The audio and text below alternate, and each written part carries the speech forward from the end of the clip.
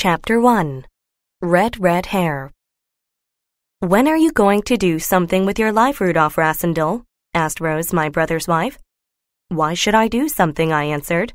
"I am very happy. I have enough money, and my brother is Lord Burleston. I don't need to do anything."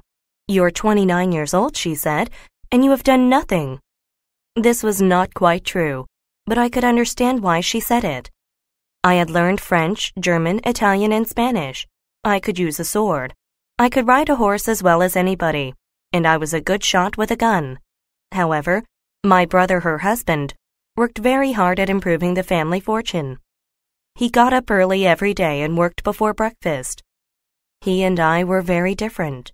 The most obvious difference was in the color of our hair. His hair was black, but mine was red. It was very red. It was unusual, and so was my long, sharp nose. In the history of our family, however, there were several people who had the same red hair and sharp nose.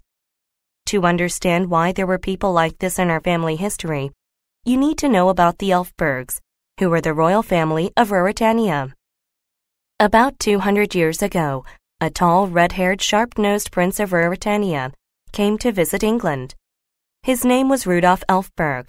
He was very friendly with Lord Burleston, and even friendlier with his beautiful wife, Lady Burleston. His visit ended suddenly, and he quickly returned to Ruritania, where he later became King Rudolph III. He married and had red-haired, sharp-nosed children. Lady Burleston also had a child. He had red hair and a sharp nose. He was clearly an Elfberg, and so was I. The black-haired Rassendylls, including my older brother Robert, now Lord Burleston, did not want to remember this scandal. However, they could not forget it when red-haired, sharp-nosed Rassendylls like me were born. My brother's wife was a nuisance. She thought I should work as hard as her husband. She told me that her friend Sir Jacob Borradaile was going to be an ambassador soon and wanted me to be his assistant. She thought that I should accept the position. "Where will he be an ambassador?" I asked. "He doesn't know yet," replied Rose, "but it is sure to be a good place. Will you do it?" "When would I have to start?" "In about 6 months." I thought about it. 6 months was a long time. Many things could happen in 6 months. I agreed to do it because it was the only way I could stop my sister-in-law Rose from complaining. "But first, I will go on holiday to Switzerland," I told her. "I might even write a book about the politics of Switzerland," I said. None of this was true. I did not want to be an ambassador's assistant. I did not want to go to Switzerland, and I certainly did not intend to write a book. I suddenly realized that I wanted to visit Ruritania. Nobody from our family had ever visited it. I had read in the paper that Rudolph V was going to be crowned King of Ruritania in the palace at Stralsau in about 3 weeks. It would be interesting to see it. However, I did not want Rose or Robert to know where I was going. They would try to stop me. They believed me and trusted me. They were happy with my plans to go to Switzerland, to write a book and help me to prepare for my holiday. This shows how difficult it is to know the future. I never became an ambassador's assistant, and I did not go to Switzerland. And although I am writing a book, it is not the book that my sister-in-law imagined.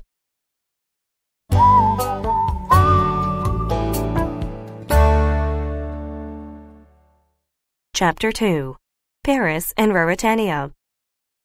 On my way to Ruritania, I passed through Paris. My Uncle William always said that you should never pass through Paris without staying there for at least 1 day and 1 night. I agreed with him and stayed with an old friend called George Featherley. We had dinner together and went to the opera, and then we went to visit Bertram Bertrand. Bertram was a poet, and he was sad. He told me that he was in love. George Featherley laughed at him.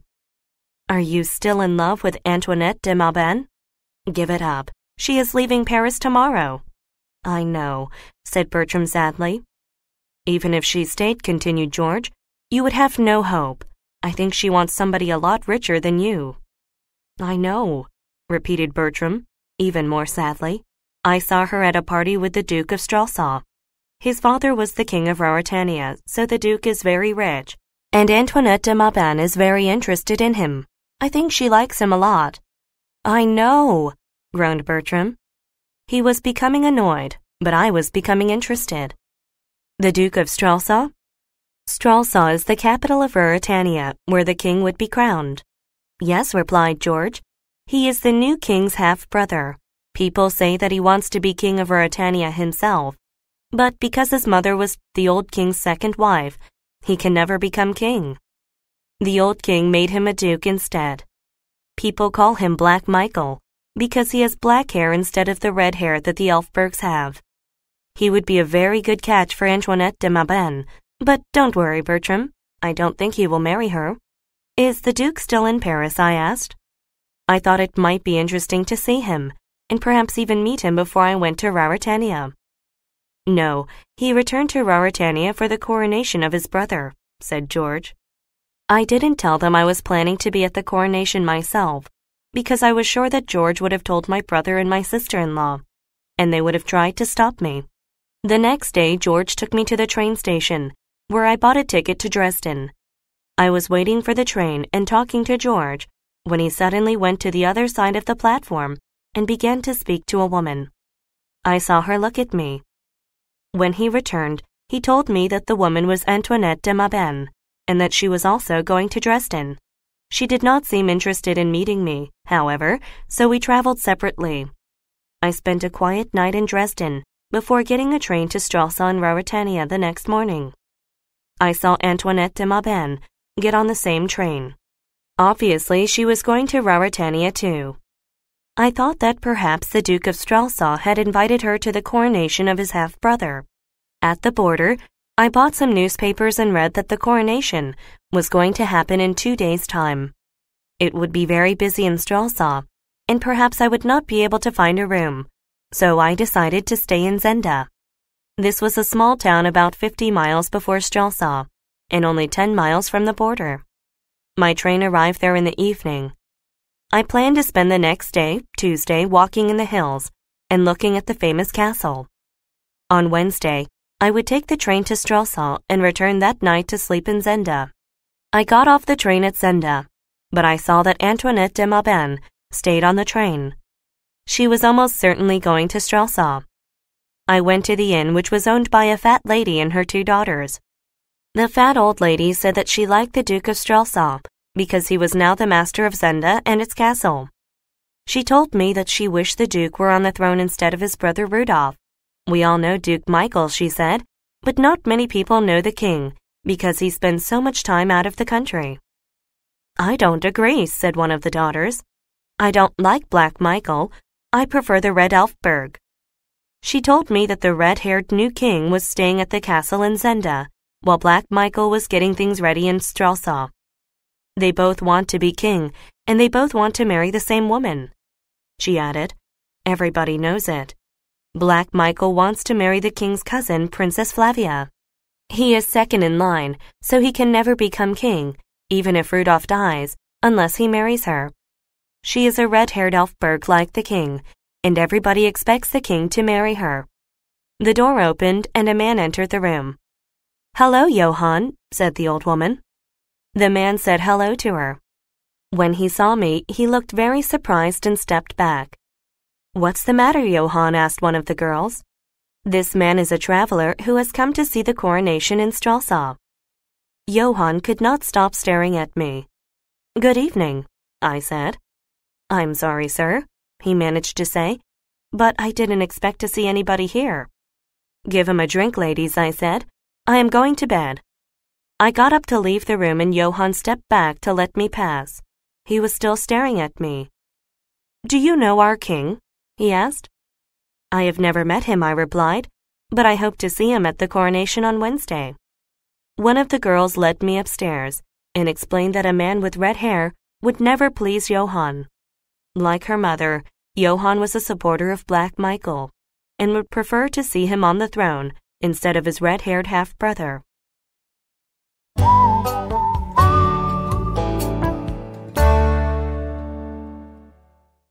Chapter 3. An Evening with the King. Johann was more pleasant to me the next morning. He told me that his sister lived in Strelsau and said that I could stay in a room at her house. I accepted this offer and sent my luggage to her address by train. I didn't catch the same train, but went for a walk in the forest first, because I really wanted to see the castle. I climbed the hill that led to the castle and arrived there in about half an hour. It was a very old castle with a deep, wide moat around it. The only way to enter it was by a drawbridge, and the only way to the drawbridge was through a modern fort. Black Michael lived in the fort, but if he did not want to have visitors, he would cross the bridge to the castle and raise it. It would be difficult to get into the fort, and the moat between the fort and the castle made it almost impossible to get into the castle. I walked in the forest for about an hour. It was pleasantly cool in the shade of the trees. I sat down to rest by a large fallen tree, but I was so tired, and the forest was so quiet that I soon fell asleep. I dreamed that I was married to Princess Flavia and lived in the castle at Zenda. I had never seen the princess in real life, but in my dream I was about to kiss her when I heard a loud voice. If you shaved his beard off, he would be the king. I thought it was part of my dream, but then I realized that I was awake. I slowly opened my eyes to see two men looking at me. They had guns and wore hunting clothes. One of them was short and had a big head with a gray mustache. The other was taller and younger with dark hair. I guessed that the first was an old soldier and the other a gentleman. I soon discovered that I was right. The older man came toward me and I got up. "He's the same height too," he said to his friend. He turned back to me and asked me my name. "I think you should tell me yours first," I replied. The younger man stepped forward. "This is Colonel Sapt," he said, "and I am Count Fritz von Tarlenheim. We serve the King of Ruritania." "I am Rudolf Rassendyll," I said. "I am a traveler from England." We shook hands. Rassendyll, muttered Colonel Sapt. "I know. You are a Burleston." "Yes, my brother is Lord Burleston," I replied. "Your hair tells your story," said the colonel, smiling. "So the story is known here too," I remarked. "Nobody who sees you would doubt it," laughed Colonel Sapt. I was beginning to understand why my family stayed away from Ruritania, and I became uneasy about being there. Then a voice called out, "Fritz? Fritz, where are you?" "It's the king," said Tarlenheim. As he spoke, a man came out of the trees. I was so surprised that I cried out. He was also very surprised. We were almost exactly the same. He could have been Rudolf Rassendyll, and I could have been Rudolf, King of Ruritania. We had the same red hair and the same sharp nose, and we were also the same age and height. It was very strange to see a man who looked almost identical to me. The only difference was that I had a beard and mustache, while he was clean-shaven. We stood and stared at each other, too surprised to speak. Then I bowed to him. "Fritz, who is this?" asked the king. Colonel Sapt went to the king and said something to him. I could not hear what he said. I looked at the king more carefully. I noticed that we were not exactly identical. He was not quite the same height, and his face was a little rounder. These were some of the small points of difference between us, but you had to look carefully to see them. When Colonel Sapt stopped speaking, the king thought for a moment, and then he began to laugh. He laughed very loudly. "You are a cousin," he declared, and he asked me where I was going. "To see the coronation," I replied. Colonel Sapt and Fritz looked unhappy to hear this. "Mr. Rassendyll's life is in danger," said Colonel Sapt. "Black Michael may mistake him as the king, and—" He did not finish his sentence, but Fritz made a sign to show what it meant. "If that happens," he said, "the king will be in debt to Mr. Rassendyll, and we cannot allow that."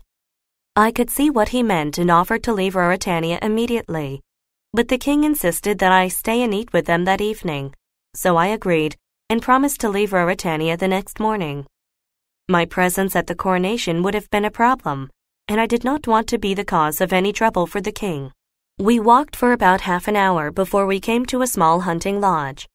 "It belongs to my brother Michael, the Duke of Stralsau," explained the king. "I stay here when I need to get away from everybody for a while." There were just 2 servants in the lodge. A small man called Joseph served the dinner. The other servant was a fat woman who turned out to be Johann's mother.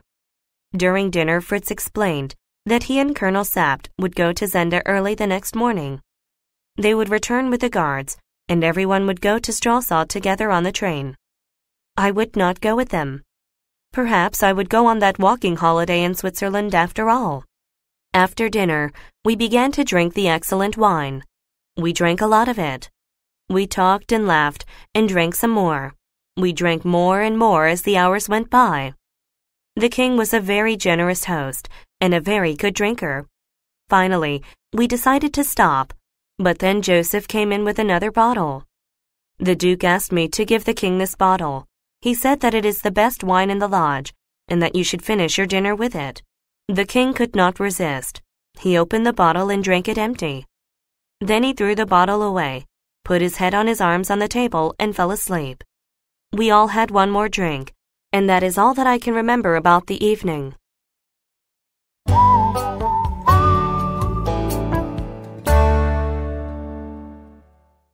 Chapter 4. I agreed to do it. I slept like a dead man. I woke suddenly. My face and hair were wet with very cold water. When I saw Colonel Sapt standing in front of me with an empty bucket, I was angry. "That's not funny," I shouted. "We don't have time to argue," he said. He pointed at the floor, and when I looked, I saw that the king was lying there sleeping. His head was as wet as mine. Colonel Sapt shook him, but he could not wake him. "We've been trying to wake him for half an hour," said Fritz. "Was that last bottle of wine drugged?" I asked. "Perhaps," answered Sapt. "We must get a doctor," I said. "1,000 doctors would not get him to Stralsund today," said Colonel Sapt. "He won't wake for 6 or 7 hours yet." "But the coronation?" Fritz had an idea. "We will tell people that he is ill." "If he is not crowned today," said Sapt, "he will never be crowned. The people will be angry, because this is not the first time that he has been ill, and they all know what it means. I think that you are right, and that Black Michael has drugged the king. Michael knows that the people will be angry.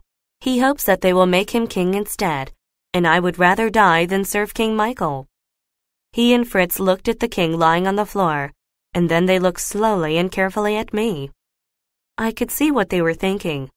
They were wondering whether I could pretend to be the king and be crowned in his place, while the real king stayed out of sight until the coronation was over. "No," I said. "People would soon realize that I am not the king."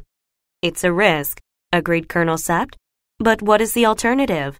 Are you afraid?" I stood up and stared at him. "If you are found out, they will kill you," continued Sapt. "And they will also kill Fritz and me. But if we don't do it, I am certain that Black Michael will be on the throne tonight." I sat down and we looked at each other for a long time.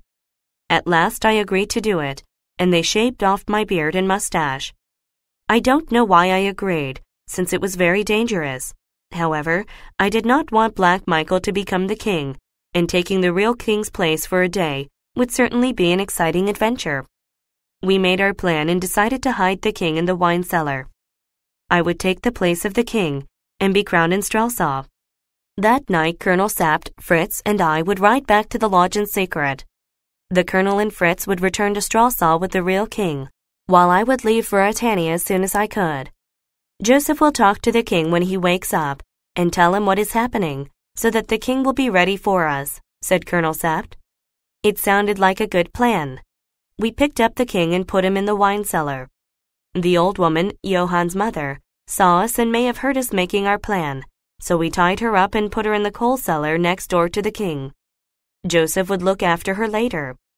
I dressed in the king's clothes, and we rode off to the railway station. On the way to Stralsund, Colonel Sapt told me as much as he could about the king's life. I learned about the king's past, his family, his friends, his servants, and his tastes. He told me who were the king's friends and who were his enemies. He told me about etiquette in the Ruritanian palace. It was a lot to learn. We arrived in Stralsund, and soon we were standing on the platform. Nobody guessed that I was not the king, and all the people shouted, "God save the king," when they saw me. Fritz von Tarlenheim and Colonel Sapt stayed close to me all the time, whispering to me and telling me what to do. "This is Marshal Strachan's," whispered Sapt. a short man in black and red robes stood in front of me. I remembered that he was an important friend of the king. The marshal told me that Duke Michael was suddenly ill and could not be in Strelsau to meet me. He would, however, see me before the coronation. A long line of people followed as we rode from the station to the palace. Colonel Sapt had explained to me that the outer part of the city was new and the inner part was old. All the rich people lived in the new part of town. The poorer people lived in the old part of town. The rich people supported the king, but the poor people supported Black Michael. All the houses in the new town had red flags, and people lined the streets, cheering and waving their handkerchiefs. People threw red roses on the street in front of my horse. It was very exciting. I saw some ladies waving to me from their balconies. I was surprised to see Antoinette de Mauban among them, and she also looked surprised to see me. She stared at me, and I thought she would shout, "That is not the king," but she remained silent. As we approached the inner city, the guards surrounded me more closely to protect me from any attack. I told Marshal Stakens that they were to give me more room. It might be dangerous, but I wanted to show the people that their king was not afraid of them. The marshal hesitated. "Don't you understand me?" I asked. "Give me more room." He obeyed. I was the king. There were not many red flags in the old part of town, and most of the people stayed silent. There were pictures of Black Michael in the windows of the shops and houses. At last we came to the cathedral, and I walked up the aisle with a crowd of priests. I reached the front and saw a very beautiful red-haired girl and a man with red cheeks and black hair. I knew that this man was my half-brother Black Michael, and that the girl was Princess Flavia. When Black Michael saw me, his red cheeks turned white, and he dropped his helmet. The coronation went exactly as Colonel Sapt had told me. After it, the princess came to me and I kissed her on the cheek. Then Black Michael, the Duke of Strelsau, stepped forward. His hand shook as he took mine. He looked to the right and then to the left, as if he wanted to escape. I stood for an hour while everybody kissed my hand. Nobody doubted that I was the king. Even the princess believed it. We went back through the streets to the palace. I rode in a carriage with Princess Flavia. "You look different today," she remarked. "You look more serious." "I am the king," I replied, "and I must be serious." She was happy with my answer. "I hope that you will keep a better watch on Michael," she said, "because he is more dangerous than you think." I promised her that I would be very careful. We continued to the palace where there was a huge feast. I enjoyed myself and wondered what the real king was doing.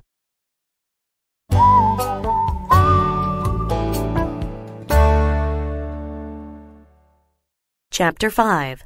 Where is the king? Fritz von Tarlenheim, Colonel Sapt, and I were in the king's dressing room after the coronation. I was very tired and sat in a chair.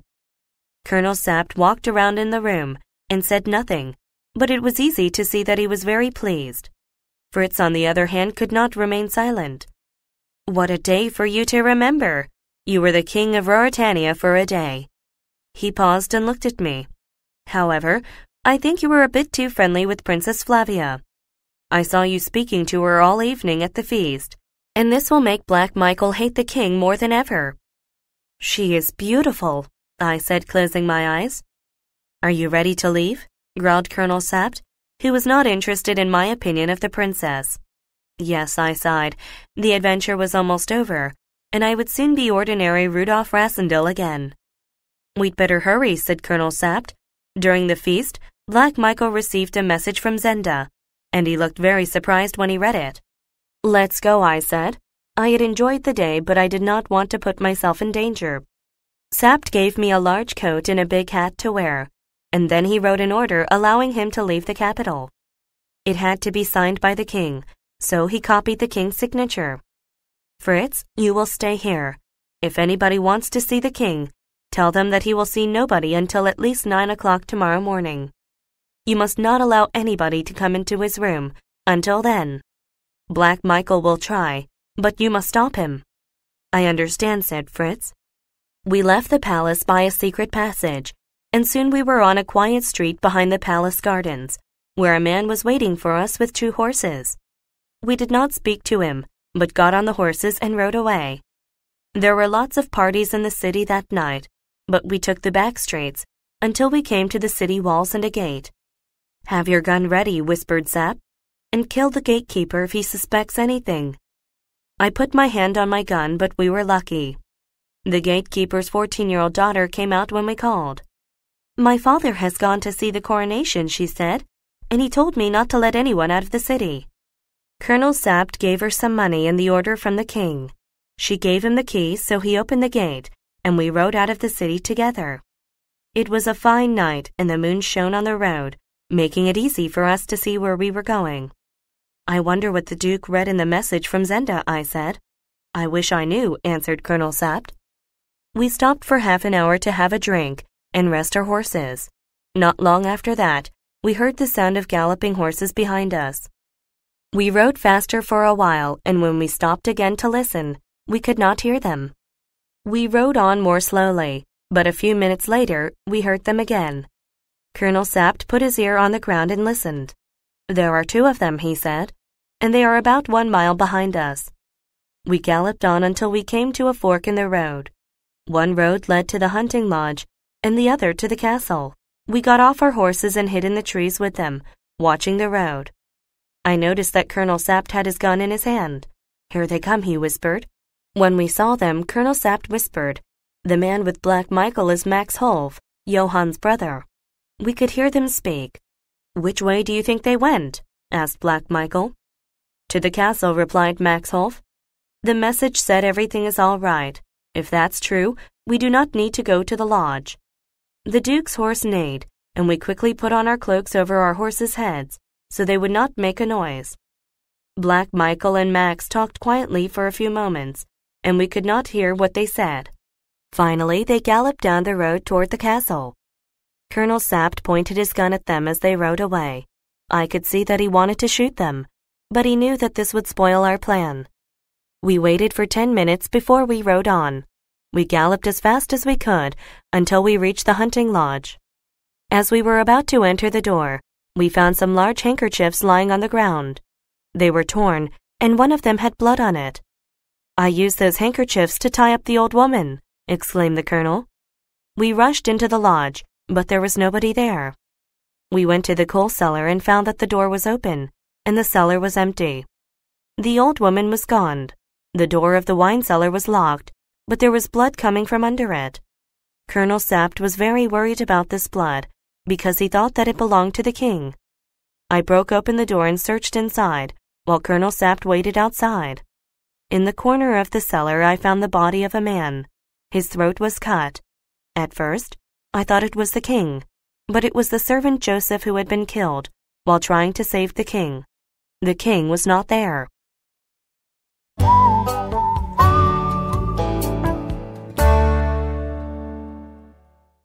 Chapter 6. Who is the king? When Colonel Sapt discovered that the king was not in the cellar, he almost fainted. I helped him out of the cellar, and we sat in the dining room for 10 minutes without speaking. Then he said, "They've got the king." Yes, that's what the message meant. The Duke must have been very surprised to see me at the coronation, because he thought the king was safely locked up in the castle of Zenda. He sent a message to the castle, and they told him that all was well. We must go to Stralsau and order the army to chase Black Michael and rescue the king. I got up, but Sapt remained seated, and a moment later I was surprised to see him take out his pipe and light it. "Come on," I said. "They might murder the king while we sit here." Colonel Sapt smoked his pipe and didn't say anything. Then he said, "The old woman must have made a noise. They heard her and found the king." "We have to rescue the king," I said. However, Colonel Sapt did not move. He smoked his pipe and then he laughed. "We've certainly frightened Black Michael. I think we will frighten him some more. Yes, we'll go back to Stralsau and you will be the king a little longer." "You're mad," I exclaimed. "If we go back and tell them the trick we played, they will kill us," explained Colonel Sapt. "And that is not all," he continued, "because they will not accept a king who was too drunk to be crowned, and sent somebody else to take his place. They will rebel against King Rudolph and make Black Michael king in his place." I thought about what Colonel Sapt said, and realized that he was right. "You are the only one who can save the king," said the colonel. "You must continue to pretend that you are him." But Black Michael knows, and so do the people who helped him.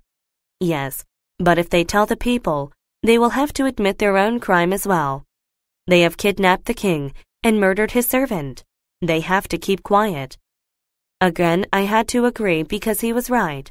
I had to return to Strelsau as soon as possible and pretend to be the king until we could rescue the real king and place him on his throne. We were about to mount our horses and ride back to Strelsau when we saw a group of men coming toward the hunting lodge from the direction of Zenda. Some of them were on horseback, and others were walking and carrying spades. We guessed that they were coming to the lodge to bury Joseph's body, so that nobody would know that he had been killed. We mounted our horses and went to the other side of the lodge, where the Duke's men would not be able to see us. We had our swords in our hands and listened carefully as the men arrived at the lodge. "Go and get the body and bring it out here," said one of the men.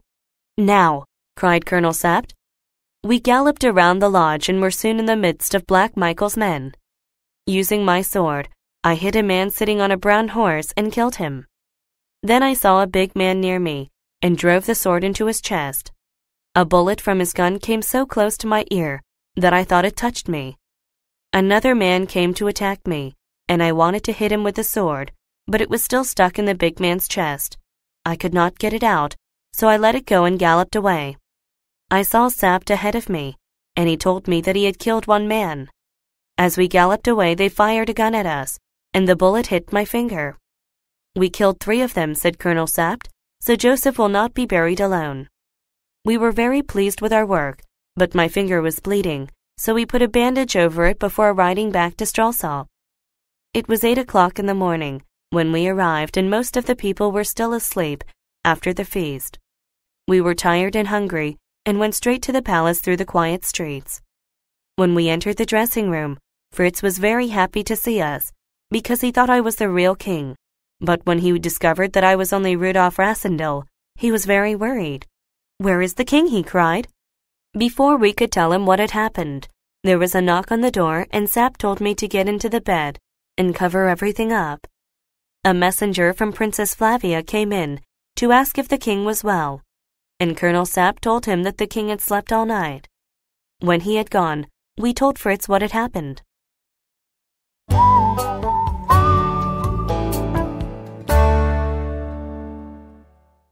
Chapter 7. The First Attack. It is probably very difficult to be a king, but I am sure that it is even more difficult to pretend to be a king. Colonel Sapt took 3 hours that morning to tell me how I should behave as the king. Of course, I could not learn the king's handwriting, but Sapt simply told everybody that I had a sore finger, which was true, and could not write until it was better. I needed a new servant to replace Joseph, and I chose a young man who had never met the real king.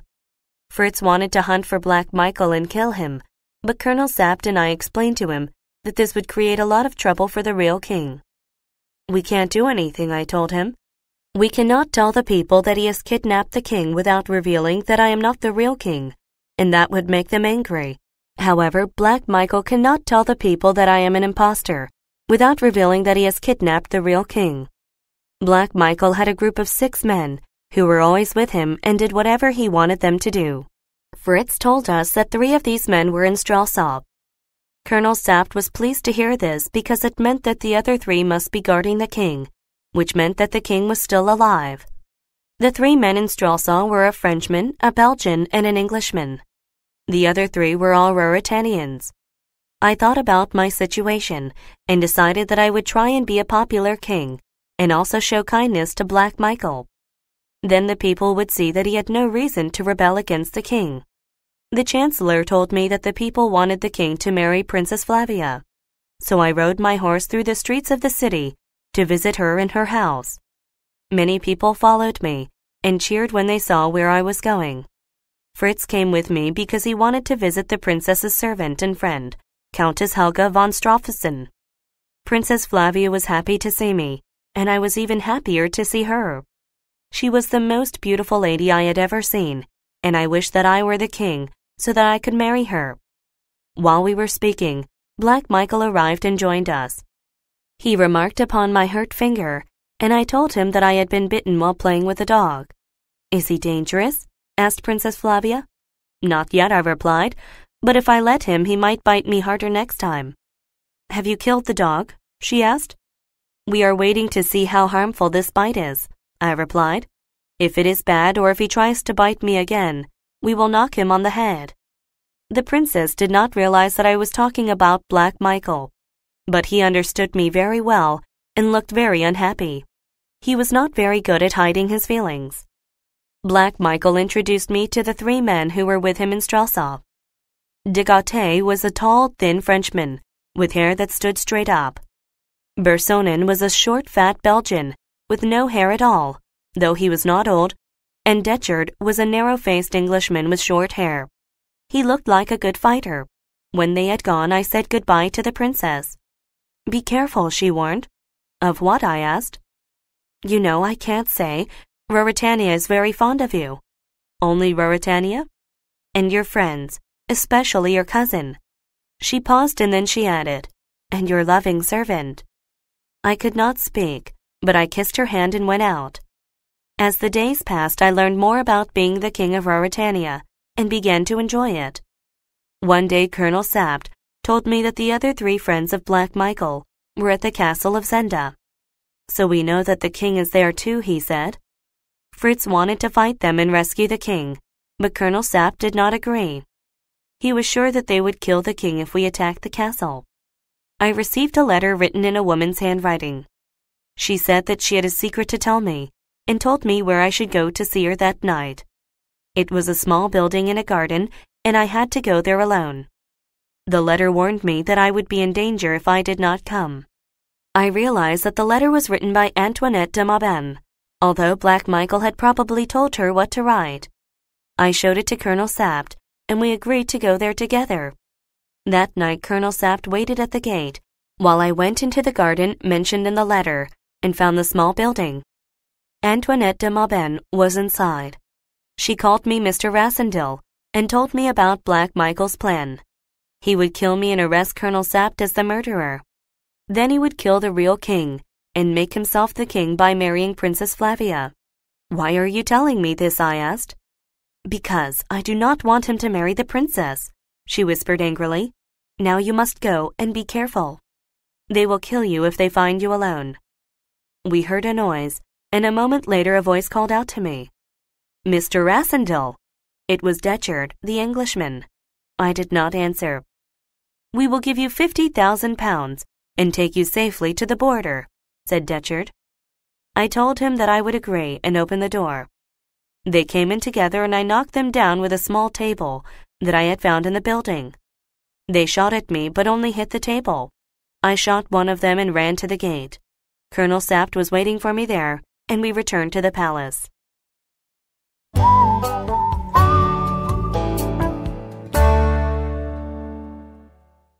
Chapter 8.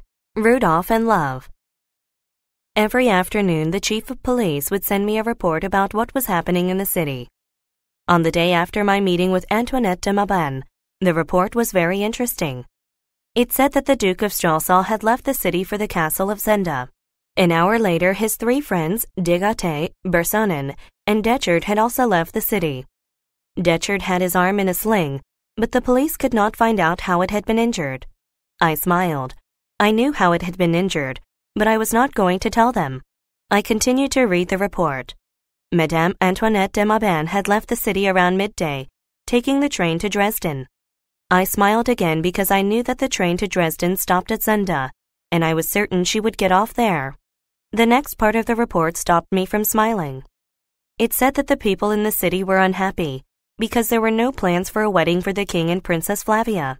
It was making Black Michael more popular because he visited her more often than the king did.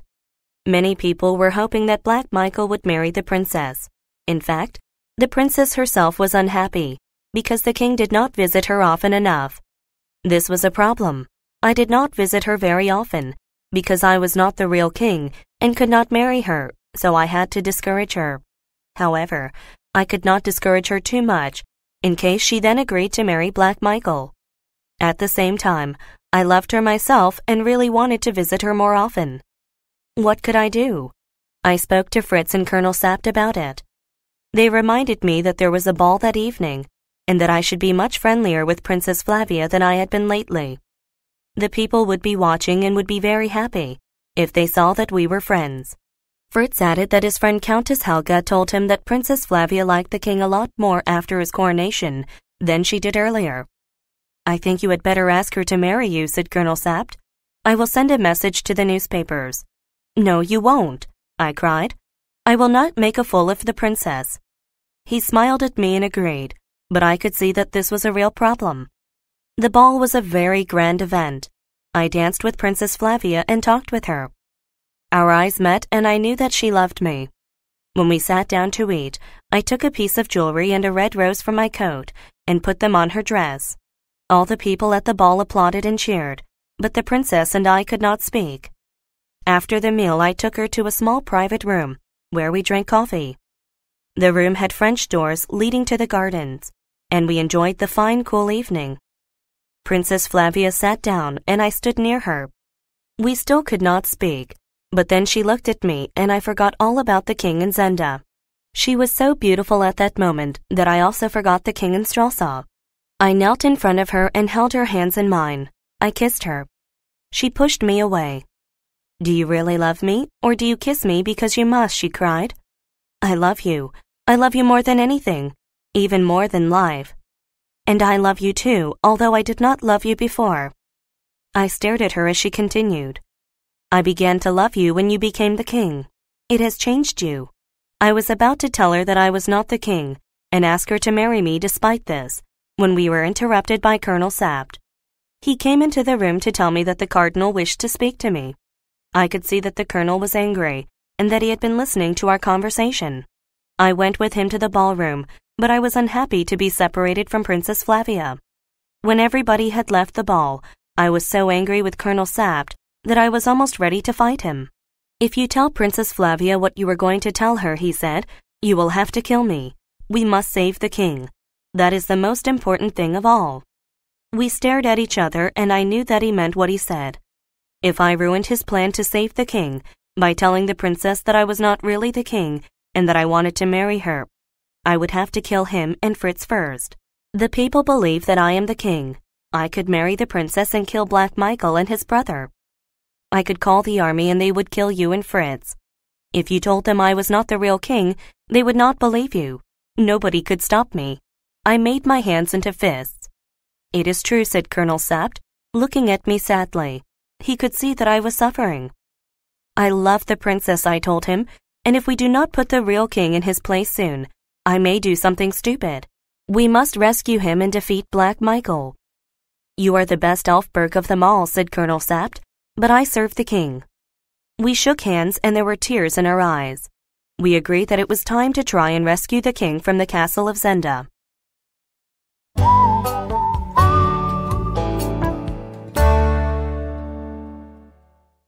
Chapter 9. Long Live the King. It was very tempting. I could use the army to fight Black Michael and kill him. Then I could secretly kill the real king and become the king of Ruritania myself. I would need to kill Fritz and Colonel Sapt as well, because they were the only two men who knew that I was not the king, and then I could marry Princess Flavia. I believed that I would be a good king and a wonderful husband for Flavia. However, I could not think about killing the king and his two loyal servants. They were all good men. It was a fine, bright morning when I walked to the princess's house, carrying a small bunch of flowers. I saw Countess Helga in the garden picking some flowers for the princess, so I asked her to give the princess my flowers instead. She agreed, but then the princess herself opened the window and saw me. She was wearing a white dress, and her red hair was tied in a knot at the top of her head. She waved at me and smiled. Happiness danced in her eyes. I still found it difficult to believe that this beautiful woman loved me and wanted to spend her life with me. It was even more difficult to accept that it could never happen. Bring the king to my room, Helga, she said, and I will give him some coffee. Helga smiled too, and happily led me into the house and up to Flavia's own room. We greeted each other the way that lovers do, and then the princess showed me 2 letters that she had received. The first letter was an invitation from Black Michael to spend a day at the castle of Zenda, which she did every summer when the gardens were at their most beautiful. I laughed and threw this letter onto the floor. Then Flavia gave me the other letter. She didn't know who had sent it, but I recognized the handwriting immediately. It was from Antoinette de Mauban, warning the princess to stay away from the Duke and not to leave her house without a guard. I told her that she was to treat the letter seriously and that I would organize a guard for her house as soon as possible. I also told her that she must tell Black Michael that she was ill and could not go to the castle of Zenda, and she accepted my advice. I left the princess and walked to the house of Marshal Strachan's without telling Colonel Sapt where I was going. I liked the marshal and trusted him, and I wanted him to guard the princess while I went to Zenda with Colonel Sapt and Fritz. The marshal was pleased to see me and made me feel welcome. I told him about my love for the princess and my fear that Black Michael might want to hurt her. I am leaving Stralsund for a few days, Marshal, and I will send you a messenger every day. If no messenger comes for 3 days in a row, you will publish an order that I will give you. The order will make you the Duke of Stralsund in Black Michael's place. Then you will tell Black Michael that you want to see the king within 24 hours. If he cannot show you the king in that time, the king will be dead. You will declare Princess Flavia the Queen of Ruritania and make sure that Black Michael cannot marry her by killing him. Do you understand? He promised to do as I asked and warned me to be careful. One day you may hear some strange things about the man who is speaking to you now, I told him. I think he knew that I was not the real king, because he answered that I acted as a wise and brave king. Long live the king, he cried. I sat down and wrote the order, but my sore fingers still prevented me from writing clearly. I told the marshal that Colonel Sapt and Fritz von Tarlenheim would go with me.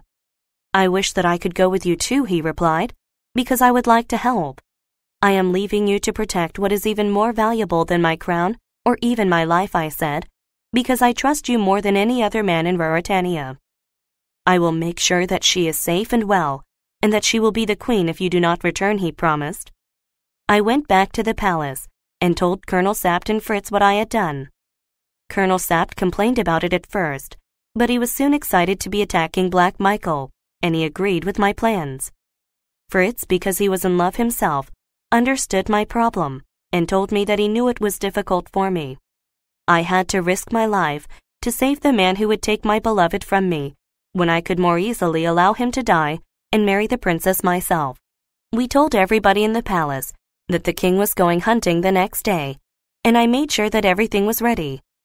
Then I went to see Flavia again to say goodbye. She had already heard that the king was going hunting, and she was annoyed that I was leaving Stralsund without telling her about it first. I thought the king might be happier in Stralsund than in the forest hunting pigs, she said. I am hunting a very big pig, I replied, and began to play with her hair. She turned her head away from me. I thought she was beautiful when she was angry. The pig might hunt me and catch me, I said, but she did not understand. I told her that I was going to hunt Black Michael, and she became sad and afraid. She made me promise to write to her every day and to stay out of danger. When will you be back? This was a difficult question because I knew that I would not be back. If the hunt succeeded, the real king would take my place. If the hunt failed, I would be dead. I don't know when I will be back. Perhaps I will not be back. You must come back. If I do not come back, you must be the queen and rule Ruritania, I said.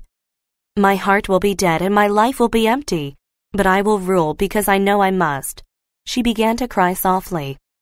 I will come back and see you again before I die, I cried out. What do you mean? You are the loveliest lady in the whole world, and 1,000 Black Michaels will not keep me from you.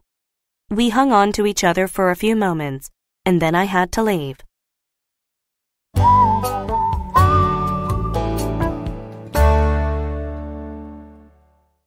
Chapter 10. The Hunt Begins. It was a large group of men who went hunting with me the next day. We went to a chateau owned by an uncle of Fritz von Tarlenheim. It was about 5 miles from Zenda, and a little further from the castle. There was a large forest around the chateau, with pigs and other animals in it.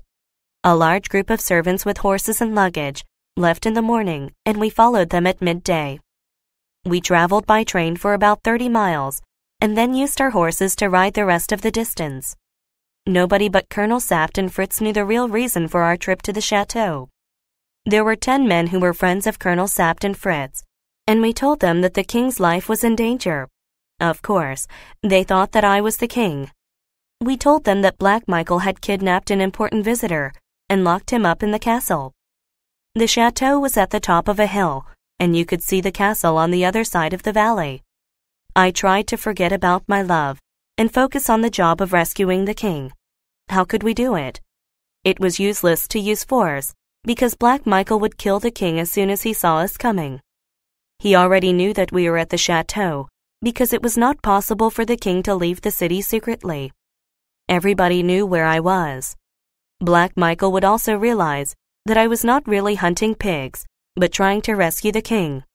I was quite certain, however, that Black Michael did not expect me to rescue the king to enable him to marry the princess.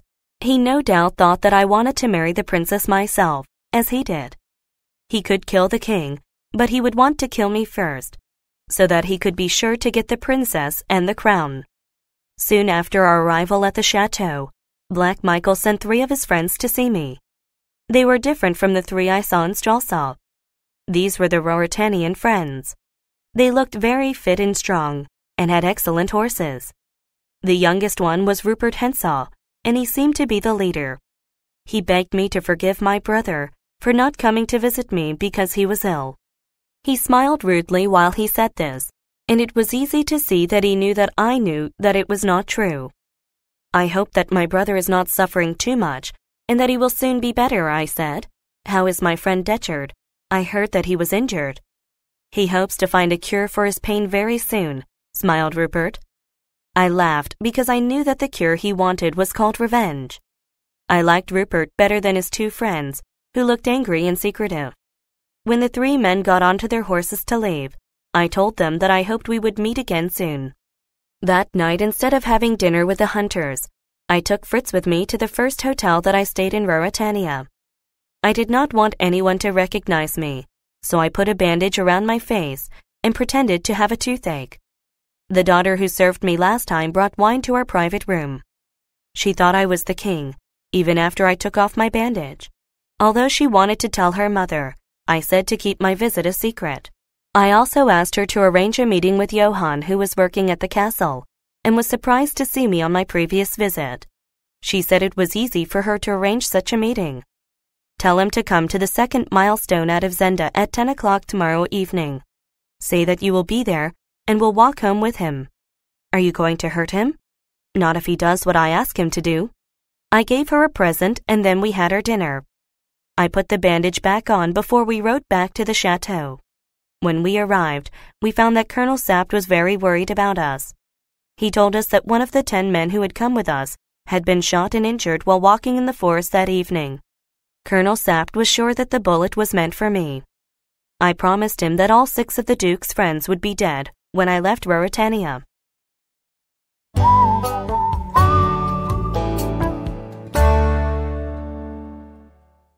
Chapter 11. An Attempt on Rudolph's Life. The next morning I lay resting in the garden, listening to one of the men singing a love song, when Rupert Hentzau rode through the forest and found me. He bowed to me and told me that he had a private message from my brother. I ordered everybody else to leave, and then he addressed me by my real name, Rassendyll.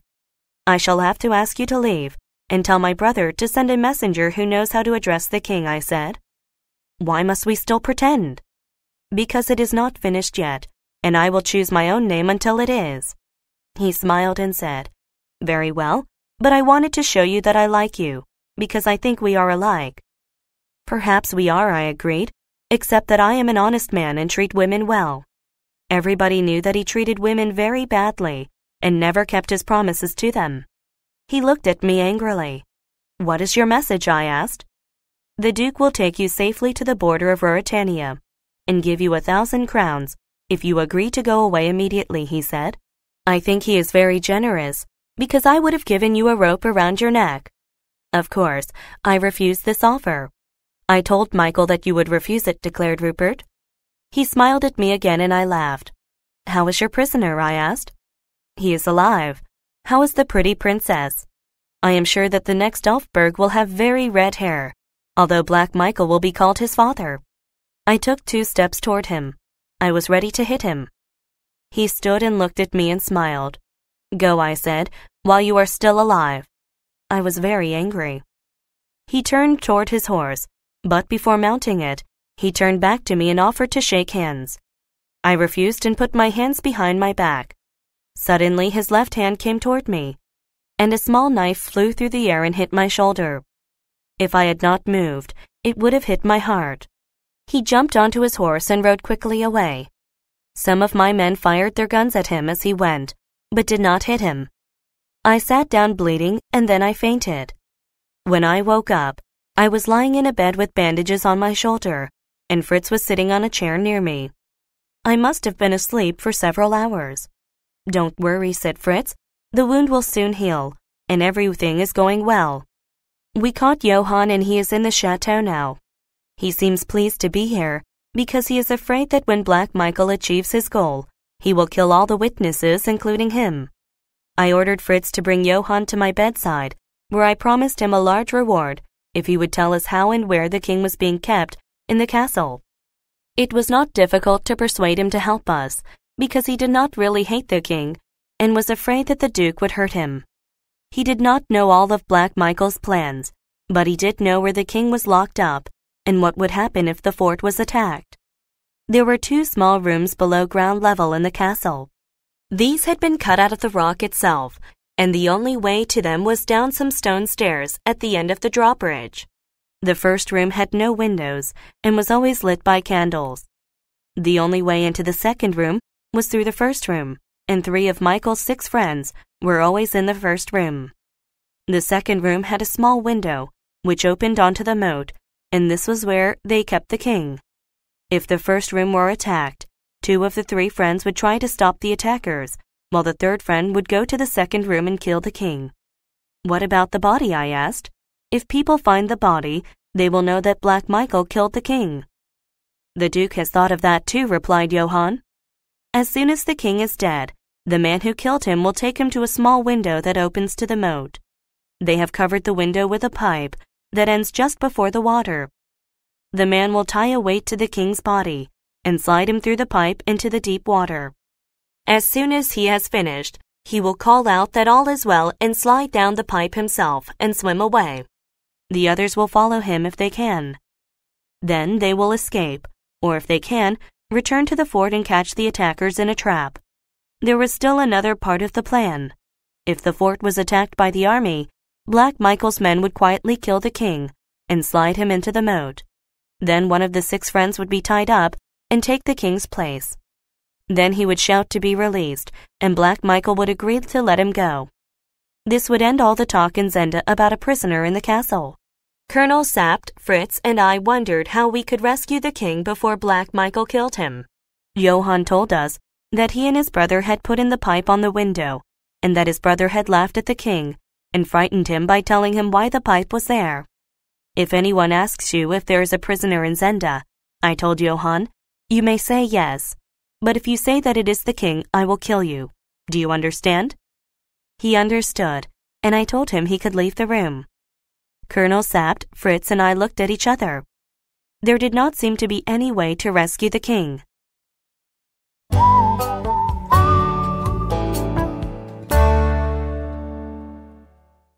Chapter 12. A Swim in the Moat. While I lay in bed, the people of Ruritania were told that I had been badly injured by a spear in the hunt. All the doctors in Stralsau were offended because we would not allow any of them to see me, except a young doctor who was Fritz's friend and somebody we could trust. Then we received a message from Marshal Strakens, telling us that Princess Flavia was on her way to the chateau of Tarlenheim.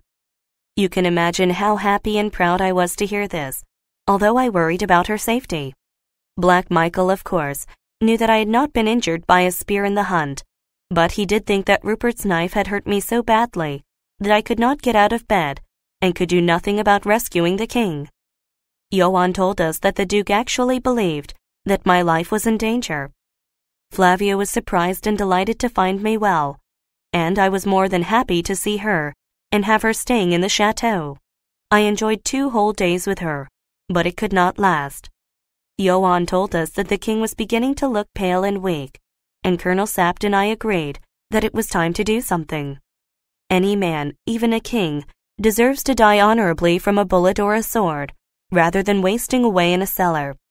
Not only that, but the marshal had written again, urging me to marry Princess Flavia as soon as possible. I only wished that I could. Later the next night, I led Flavia to her room. I kissed her hand and wished her a good night and happy days ahead. Then I changed my clothes and went out. Sapt and Fritz were waiting for me with 6 men and the horses. Sapt had a long rope, and I had a stick and a knife. We all had guns and swords. We rode around the town of Zenda without going into it, and an hour later, we were climbing the hill toward the castle. It was a dark and stormy night. The wind was strong, and sometimes there was rain. When we were quite close to the castle, we told the 6 men to hide behind some trees with the horses and wait for us. Sapt would whistle if we needed them. We walked to the edge of the moat, and Colonel Sapt tied the rope to a tree while I took off my boots. I made sure that my knife and stick were ready for use, and slipped slowly into the water. It had been a warm day, so the water was not cold, and I began to swim around the moat. I could not see very far ahead of me, but I soon came to the pipe, which curved from the window to the water. As I came closer, I saw the nose of a boat on the other side of the pipe. Somebody was guarding the pipe. I slowly and quietly moved closer and closer. I could see that the man had a gun, and then I saw that he was asleep. I moved even closer and recognized Max Holf, Johann's brother. I am ashamed to say that I killed him with my knife as he slept, but I had to do it for the king. Then I had a close look at the pipe. I wanted to see if there was a way into the king's prison room. I found a gap between the window and the pipe. I went up to it, and then I heard Detchard's voice, recognizing his English accent. He was talking to the king. Then I heard the king speak. "Ask my brother to kill me now," he said, "because I am dying very slowly here." "The Duke does not want you to die yet," replied the Englishman. I heard him shut the door and lock it, and the king was alone. I did not dare to speak to him, because the surprise might be too great for him. I decided to go back to Sapt and Fritz and take the boat and Max's body with me. I rowed the boat away, and then somebody called out, "Max!" Max, of course, did not answer. Sapt lowered the rope to me, and I tied it to Max's body. I climbed up the rope and told Sapt to whistle for the men. We pulled the body out of the boat. Then we heard horses, and 3 men came galloping toward us. We saw them, but they could not see us because it was too dark, and we kept quiet. However, they met our men and shots were fired. I ran toward the fight with Fritz and Colonel Sapt, close behind me. They were the 3 Ruritanian friends of Black Michael. We shot 2 of the men dead, but Rupert jumped into the moat and swam away. "It's a pity that he is on the wrong side," I said. We threw the 2 bodies into the moat and threw Max back in as well. 3 of our own men had been killed, and we carried them sadly back to the chateau. We told everybody that they had died fighting in duels, and that Black Michael's 3 men had also died that way. I made a declaration telling the people that they must not duel unless it was really necessary. I sent a letter to Michael, apologizing for the behavior of my men, and he sent a suitable reply. Nothing happened for several days. Then I saw the chief of the Strelsau police riding in the streets of Zenda. He told me that he was looking for a young Englishman who was missing. "There are reasons to believe that he was last seen in Zenda," he continued. "The railways think they saw some luggage with his name on it." "What name?" I asked. "Rassendyll," he said. "We think that he might have followed a lady called Antoinette de Mauban to Zenda. They were traveling on the same train." I realized that if he stayed in Zenda and asked enough questions, he might discover that I was Rassendyll. I ordered him to go back to Strelsau and to speak to the English ambassador there. "Perhaps he knows something about it," I said.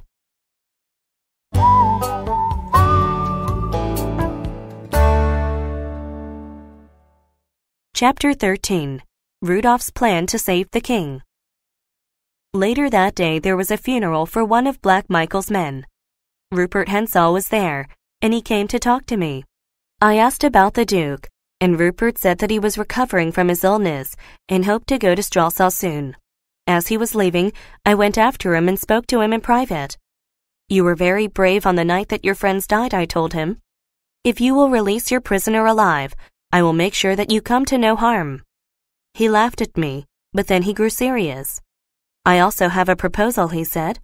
"Why don't you attack the castle? Make sure that Colonel Sapt and Fritz von Tarlenheim are in the front part of the army, and I will make sure that they are killed in a battle. Just tell me the time that you are going to attack. Black Michael will also die in battle.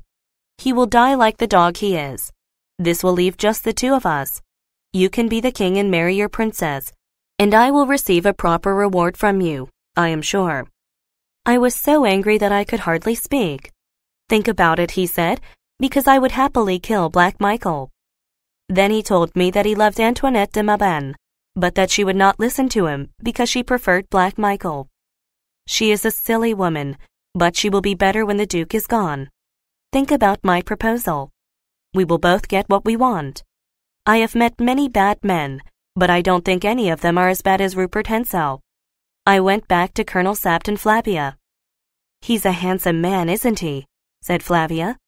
She didn't know him, of course, but I was still annoyed, and I was silent and unhappy for the remainder of the afternoon.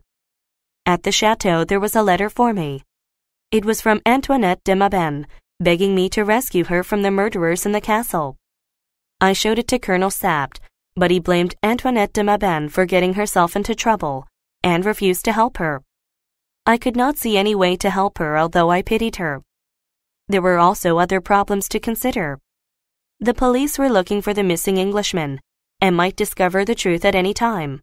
The people in Strelsau complained that I was staying away from Strelsau for too long, now that they knew I had recovered from my injury. Then the Chancellor and the Marshal came to visit me, and urged me to set a date for my engagement to Princess Flavia. I agreed that this would happen in 2 weeks. Everybody in Ruritania was happy to hear the news, except Black Michael and myself, and the prisoner in the castle, who did not know about it. Johann told us that Black Michael was angry when he heard the news, and that Rupert had teased him about it. Rupert was openly friendly with Antoinette de Mauban, and this only made Black Michael angrier. Johann also told us that the king was becoming very sick, and was now hardly able to move. Black Michael had called a doctor, and the doctor was now locked in the cell with the king, to stop him from telling anyone that the king was there. I sent a message to Antoinette de Mauban, through Johann, to tell her that I had not forgotten her. Since 2 of Black Michael's 6 friends had been killed, the king was now guarded by only 2 men at any time. The other 2 stayed in a room just above the prison rooms in the castle. All 4 of them had keys to the king's rooms. Antoinette de Mauban was locked in a room in the fort at night, and only the Duke had the key. He also had the only key to the drawbridge. "Where do you sleep?" I asked Johann. "I sleep in the hall near the front door of the fort, with 5 other servants," he answered. "Do the servants know that the prisoner is the king?" "No, they think he is a private enemy of the Duke." "Then they would believe that I was the king if they saw me, wouldn't they?" "They would have no reason to think anything else." I made a plan and told Johann what to do. "Tomorrow morning at exactly 2 o'clock, open the front door of the fort." I also gave him a note to give Antoinette de Mauban. "Ask her to do what is in the note," I added. "It is very important." He could not read the note because I had written it in French. I told Colonel Sapt and Fritz my plan. "Sapt, you will take a group of men with you to the front door of the fort. At exactly 2 o'clock, Johann will open the door, and you will rush in and tie up all the servants. At the same time, Antoinette de Mauban will begin to scream from her room. She will shout, 'Help, Michael,' and she will mention Rupert's name. Black Michael will think that Rupert is attacking her. He will rush out of his room to help her, and you will capture him and take his keys. Then you can lower the drawbridge. I will be hiding in the moat. I am sure that Rupert will also come out of his room, and I will attack him as he tries to cross the drawbridge to the fort and Antoinette de Mauban's room. I will take his keys. Then you will cross the drawbridge to the castle, and we will go together to attack the king's guards. If we can defeat them quickly, we will save the king." We talked about the details of this plan for some time, and then I went to say goodnight to Flavia. She put a ring on my finger. I took off a family ring that I always wore and put it on her. "Wear this ring even if you wear another ring when you are queen," I whispered.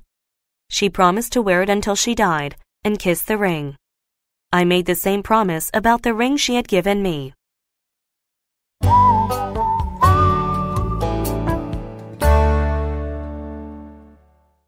Chapter 14. Getting Ready for the Attack. The night was fine and clear. That meant it would be easier to see me when I was in the moat, but I was not very worried about this.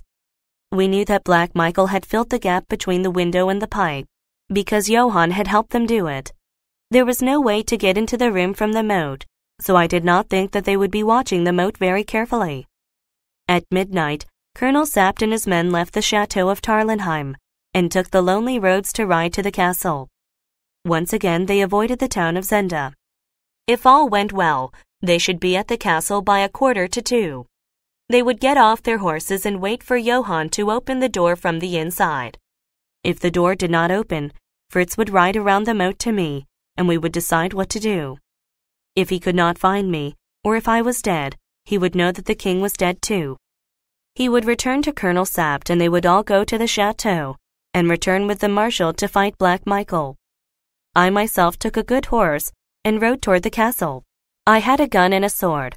I wore a large cloak, a warm woolen jersey, thick stockings, and light shoes. I had rubbed oil all over my body. I might be in the water for a long time, and these things would help me to keep warm. I also had a piece of strong rope and a small ladder which I planned to use to get into and out of the moat. I didn't go the same way as Sapt, but went around the town the other way. I reached the moat at about 12:30. I tied the rope to a tree and let myself down into the water and swam around the moat, pushing the wooden ladder in front of me. I came to the pipe and waited there. I could see that the drawbridge was still down, and I could see a window on the other side of the moat. That was the Duke's room in the fort. I hoped that Antoinette de Maubin would not forget to do her part and begin to scream at 2:00. Suddenly, there was a light in the Duke's room. I could see part of the room through the window. A moment later, a woman came to the window and looked out. It was Antoinette de Maubin. A man came to the window too and tried to put his arm around her waist. She pushed him away. It was Rupert Hentzau. I heard him laugh, and then he whispered something to her, which I could not hear. However, I could certainly hear her answer. I would rather throw myself out of the window and into the moat to drown. Rupert came close to the window and looked out. "It looks cold. Are you serious, Antoinette?" She did not answer, but he was annoyed. "How can you like that dog, Black Michael?" he said. "He wants the princess, not you." "If I told him what you say, well, tell him." Suddenly he jumped toward her and kissed her. "There is something to tell him," he cried, and then he laughed. "He doesn't care. All he wants is the princess. He has promised me a large reward if I kill the impostor." I heard a door open and the voice of Black Michael said, "What are you doing here?" "I came to keep the lady company." "It would be bad manners to leave her here alone," said Rupert.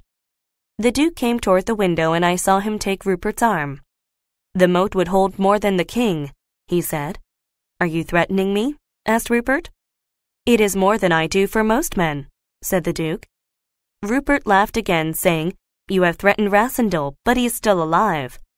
"We should not argue," said the Duke. "You may go." However, Rupert said that he was not tired, and the Duke had to repeat his order before he would leave. The Duke came to the window and closed it. I could see him and Antoinette de Maubin talking to each other for a few moments, but I could no longer hear anything they said. I saw Antoinette de Maubin shake her head and walk away from the window. I heard the door close again, and the Duke came to the window and closed the shutters.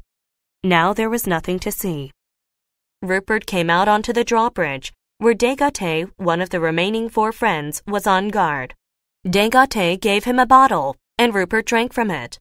He threw the empty bottle into the moat a few feet from the pipe. Then he took out his gun and began to shoot at it. The third shot hit the bottle, which broke into 1,000 pieces. Then he began to shoot at the pipe, just where I was hiding.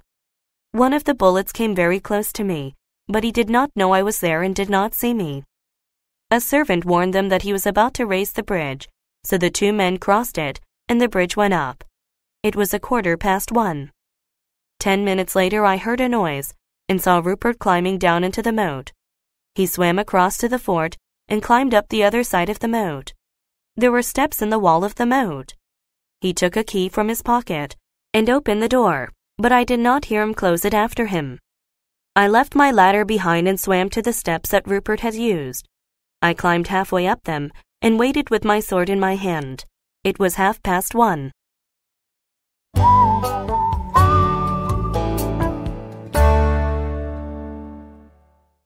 Chapter 15. The Death of Black Michael.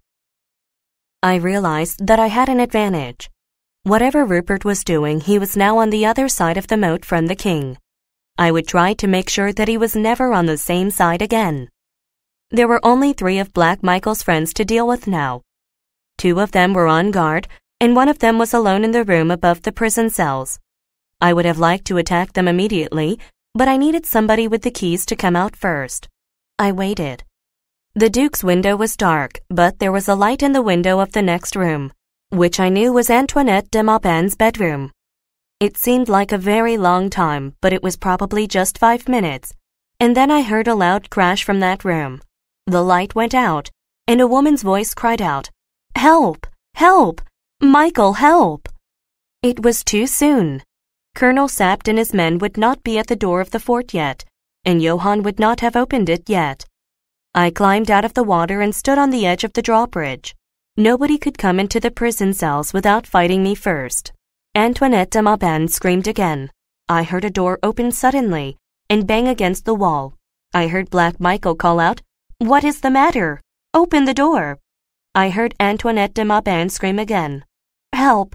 Help! It's Hensaw!" The Duke called Rupert some dreadful names and threw himself at the door. I heard a thud. At the same time, a window opened above me, and a man cried out, "What's the matter?" Then I heard a man shout angrily in Antoinette de Maupin's room. The window flew open, and I saw Rupert there. His sword was in his hand, and he cried out, "Come on, Johann! Come on, Michael!" Johann must have come to help the Duke and save him from Rupert. I heard a noise above me, and another from the king's cell, but at the same time I saw Rupert in the window, fighting 5 or 6 men with his sword. He laughed as he fought, and then he jumped out of the window and into the moat.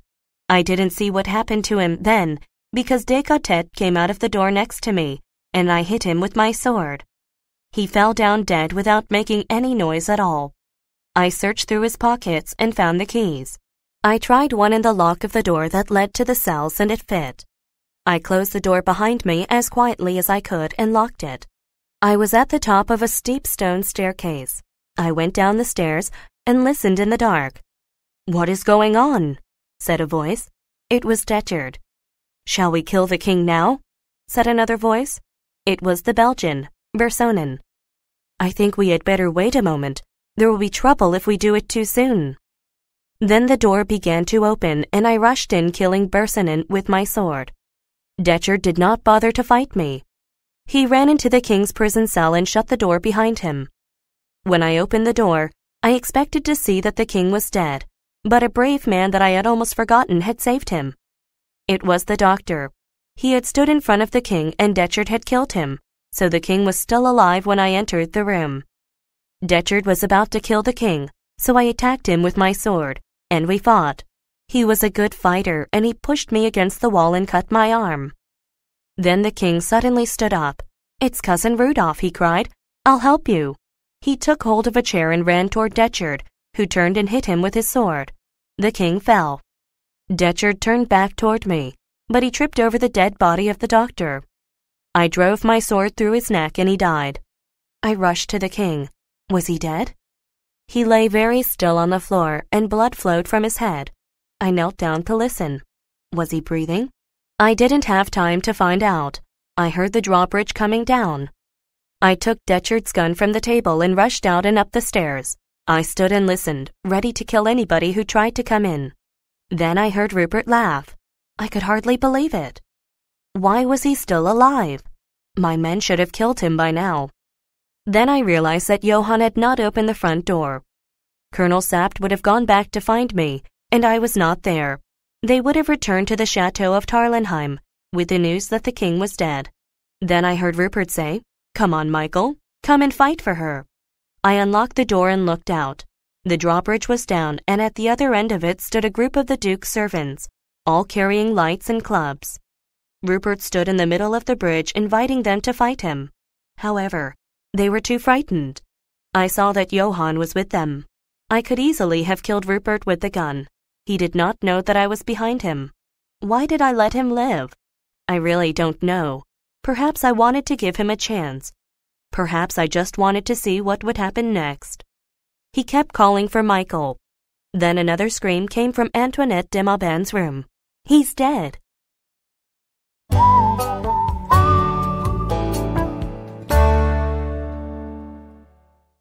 Chapter 16. Rupert and Rudolph's Last Fight. Rupert laughed. He was proud that he had killed the Duke. "I struck him harder than I had thought," he shouted. He began to tell the servants that he was their master now, and that they should put down their weapons. I heard a new noise some distance away, like people shouting and knocking.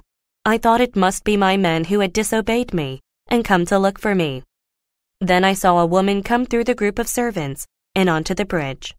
It was Antoinette de Maubaigne, wearing a loose white robe with her hair flowing over her shoulders. Her eyes were wild, and in her hand she held a gun. She fired at Rupert but missed him, and the bullet hit the wall above my head. Again Rupert laughed. She took no notice, but carefully pointed the gun at him again. This time she would not miss. I also pointed my gun at him, because I felt sure that he would come toward me. He didn't. Still laughing, he suddenly jumped over the railing on the drawbridge and into the moat. Then I heard Colonel Sapt. "It's the Duke. He's dead," he cried out. I knew that the king no longer needed me, so I jumped out from my dark corner. People shouted, "The king," when they saw me, but I followed Rupert and jumped into the moat. I could see Rupert 15 yards ahead of me, and I swam toward him. He swam very well, and my arm was injured by the cut that Detchard had given me. I could not get closer to him, so I cried out for him to stop. He looked over his shoulder but continued to swim. He couldn't have seen me in the dark, and didn't know that there was somebody in the water with him. He was looking for a place to get out of the moat, so he began to swim more slowly. Then he found my rope and began to pull himself up on it. I reached the rope when he was about halfway to the top. He was very surprised to see me. He climbed out of the moat, and I was about to climb after him. He stood at the top of the rope with his sword in his hand. I decided it was not a good time to get out of the water. He would easily kill me. The castle bell began to ring and someone shouted. Rupert heard them too. "I'd like to stay and fight you," he said, "but I think I had better go." He disappeared from my view and I climbed up the rope as quickly as I could. When I got out of the moat, I could see him running toward the forest and I chased him. Again, I called out for him to stop, but he would not. Soon we were both in the forest. It was 3 o'clock and the first daylight was already in the sky. Rupert was about 100 yards ahead of me, but he was younger and stronger and could easily outrun me. He turned and waved to me. Then he took a sharp turn, and I could no longer see him. I was too tired to chase him and sank to the ground, but then I heard a woman scream. I got up again and used the last of my strength to run to the place where he had turned, and I saw him again. He was taking a girl from her horse. She was frightened and screamed again, but Rupert kissed her and gave her some money, and then he got on the horse and rode slowly toward me. "What did you do at the castle?" he asked. I told him that I had killed his 3 friends, and he asked about the king. "He was hurt, but I hope that he is alive. Get off your horse and fight me like a man." "In front of a lady?" he asked, pointing at the girl. I was so angry that I rushed toward him. I held onto the horse and hit him. He hit me and I fell back. I got up and was about to rush at him again when we heard a man shouting. Looking back, we saw a man on a horse galloping toward us and holding a gun. It was Fritz von Tarlenheim. Rupert saw him and turned away, ready to go. "Goodbye, Rudolph Rassendyll," he cried, as he waved and galloped away. I threw my sword on the ground and told Fritz to go after Rupert, but he stopped and ran to me instead, to make sure that I was not hurt. When he saw my bleeding arm, he would not leave me. "Give me the horse," I cried, "and I will go after him." I ran toward the horse, but I was too weak to get on it and fell to the ground. "Fritz, is the king alive?" "Yes, he is." I was very cold and tired. I closed my eyes and fell asleep.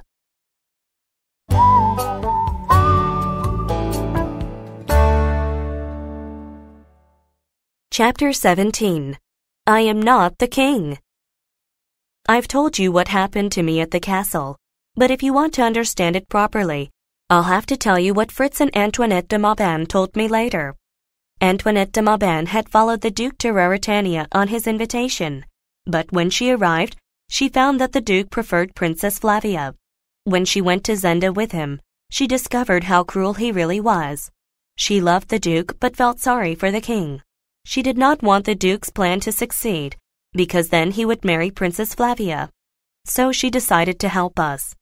She hoped that the king would pardon the Duke in return for her help, and that she would then be able to marry the Duke after all. At Zenda, Rupert wanted her, but she hated him. The more she hated him, the more he wanted her. Rupert and Black Michael fought about her all the time. On the night that we tried to rescue the king, Rupert had followed her to her room and behaved badly. When she called out for help, the Duke came, and the two men fought. Rupert hit Black Michael with his sword, but then the servants came to try and rescue their master. Rupert escaped through the window, as I saw. He did not know that he had killed the Duke until Antoinette de Mauban cried out that he was dead.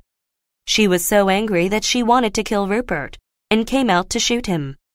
She did not see me until I ran out and jumped into the moat after Rupert.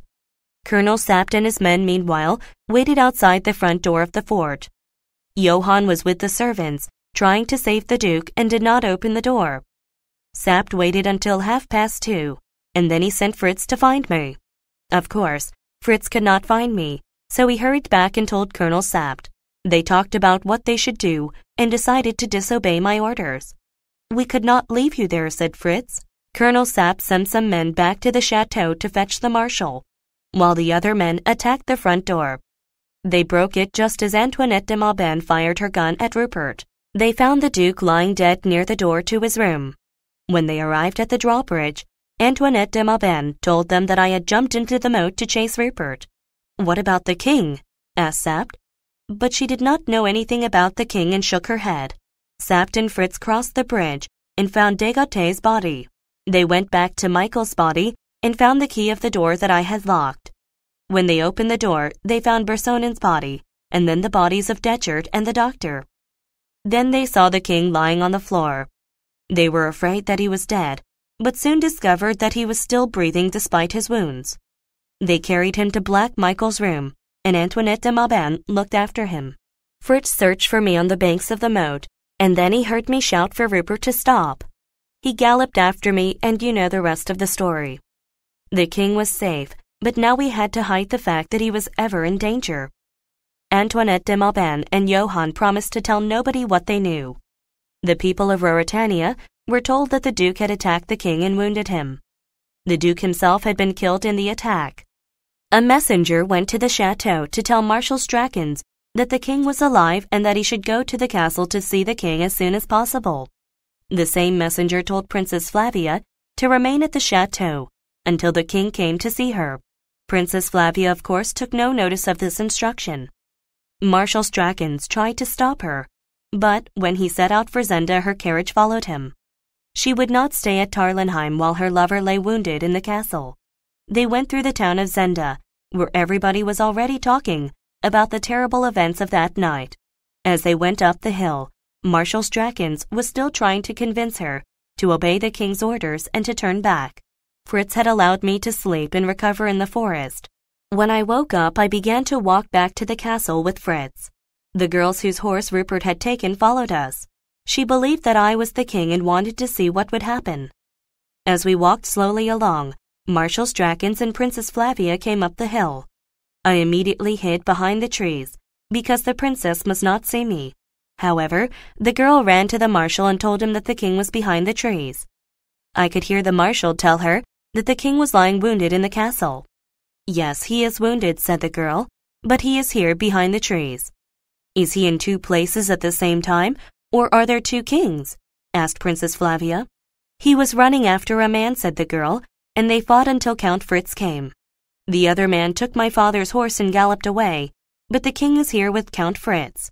Princess Flavia got out of her carriage and began to walk toward the trees, but just then Colonel Sapt arrived and called out to the princess, "The king is well." "In the castle? Where else?" "This girl says he is here with Fritz." Colonel Sapt said that he would go and see the men behind the trees, and Princess Flavia said that she would go with him. The two of them came toward me, and I hid my face in my hands. I could not look at her. As soon as Flavia saw me, she sat on the ground with me and pulled my hands away from my face.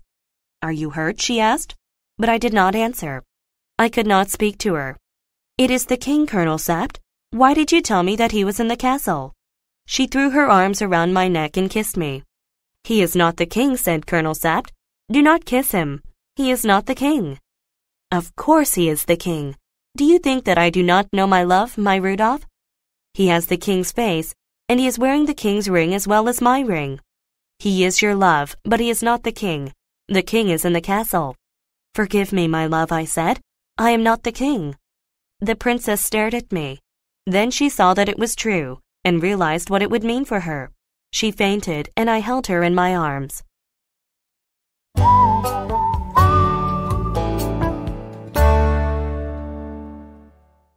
Chapter 18. Is Love the Only Thing?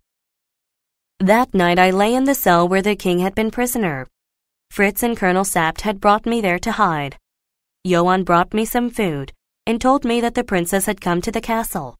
She had seen the king and talked with him, and Colonel Sapt and Fritz for a long time.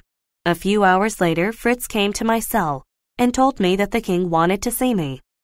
I went with him to the king's room, where he lay in bed. I took the king's ring from my finger and put it on his. "I can't talk for long," said the king.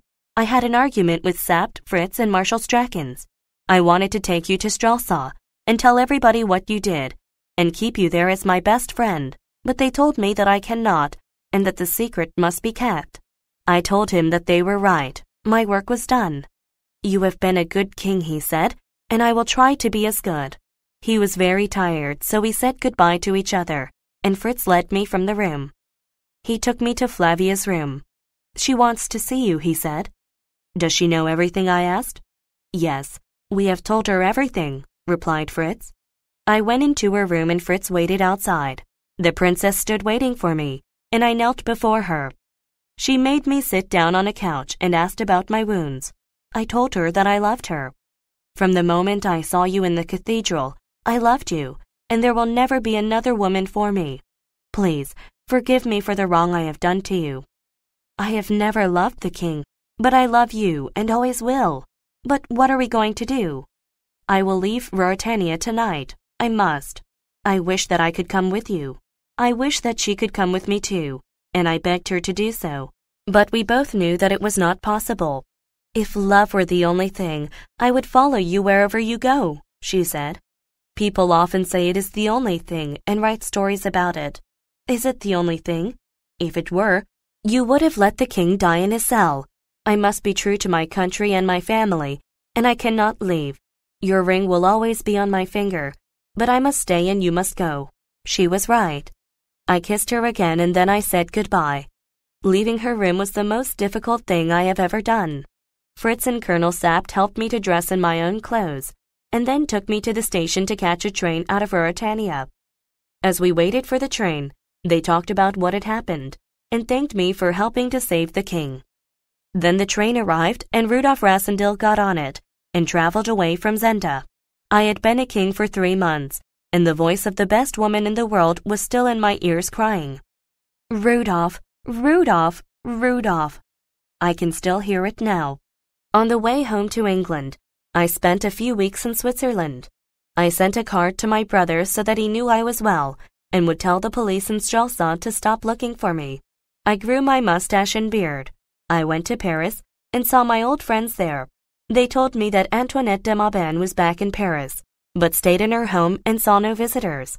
When I arrived back in London, my sister-in-law pointed out that I had done exactly what she had predicted. I had wasted my time. And you have been wasting our time too, she added, because you did not tell us where you were, and we could not find you. Why were you worried? I answered. I can look after myself. Yes, but I wanted to tell you about Sir Jacob Borrodale. He has got his embassy and still wants you to go with him. Where is he going? He is going to be the new ambassador in Strelsau. I do not think that I can go there. People may remember the old story. I showed her a picture of Rudolph V of Ruritania. She was amazed to see how alike the new king and I were. My brother Robert found a picture of the coronation in an old newspaper and looked very carefully at it. I am not sure whether he guessed the truth or not, but he agreed that I should not go to Strelsau. Since the events of this story, I have lived a quiet life in a small house in the country. I don't have much interest in the usual things that interest men, for I have been a king. I remember the power and the joy of that too easily. Sometimes I dream that I will do something like that again. I would like to be busy with important things, and to match my wits against my enemies. Then I think of young Rupert. Where is he? And will I ever have a chance to fight with him again? I can't help feeling that I will. Every year I go to Dresden and meet Fritz von Teilenheim. And every year he brings me a box with a red rose and a piece of paper. On this piece of paper the Queen of Ruritania has written, Rudolph, Flavia, always. That and the ring still bind us together. There are times when I cannot think about her marriage to the king, but there are other times when I am proud to be loved by the best woman that ever lived.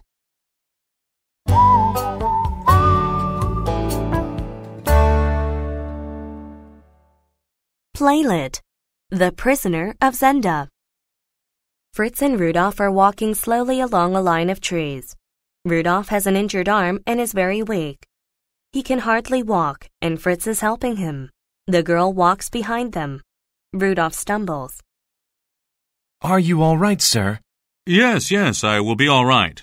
I only wish that Rupert had dared to come off his horse and fight me. Instead of that, he galloped away as soon as he saw you. Yes, I know. He acted very brave, but in the end he was a coward. Of course, I would have shot him. Yes, but only if I didn't kill him first. I wondered if we will ever see him again. I'm sorry that fellow took your horse. We will make sure the king gives you another one. Thank you, sir. They walk on. The girl keeps a respectful distance behind them.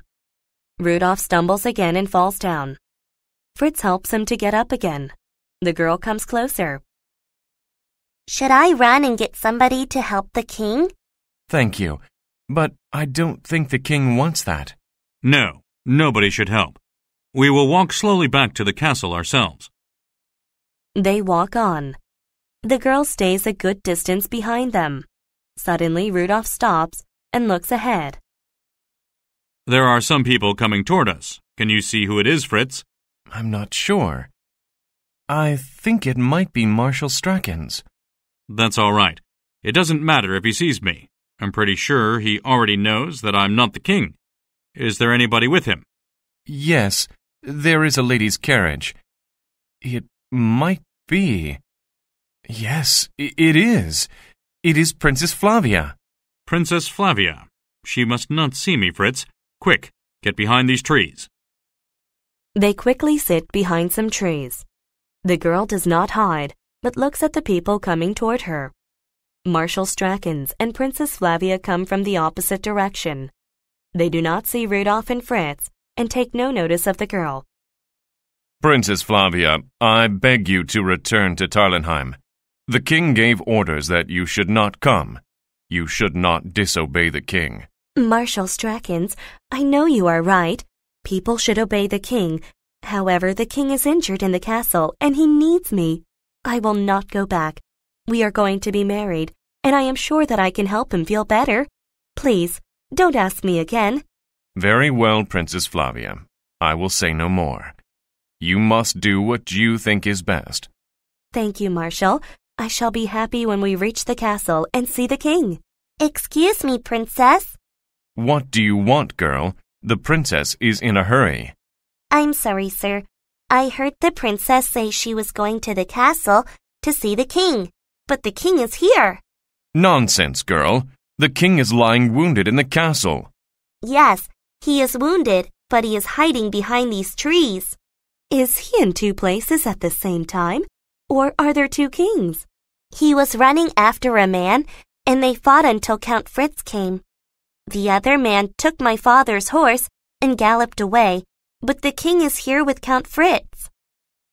Princess Flavia begins to walk toward the place that the girl is pointing to. I shall go and see if it is the king or not. Before she reaches the trees, Colonel Sapt runs in from the opposite direction. Princess Flavia, the king is well. In the castle? Where else, my lady? The girl says he is here with Fritz. Here? With Fritz? I shall go and see. I shall come with you. It may not be safe, princess. I will come with you. I must see if it is the king.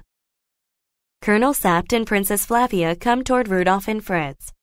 Rudolph hides his face in his hands. Princess Flavia sits down next to Rudolph. Rudolph? Rudolph does not answer, and Princess Flavia pulls his hands away from his face. He looks at the ground. He will not look at her. Rudolph, it is you. Are you hurt, my love? It is the king, Colonel Sapt. Why did you tell me he was in the castle? It is not the king. Do not kiss him. It is not the king. Of course it is the king. Look at him. It is the king's face. Look, he is wearing the king's ring, and he is wearing my ring, too. Rudolph, why will you not speak to me? Forgive me, my love. I am not the king. Princess Flavia takes his face in her hands and looks carefully at him. She realizes that it is true and faints onto the ground.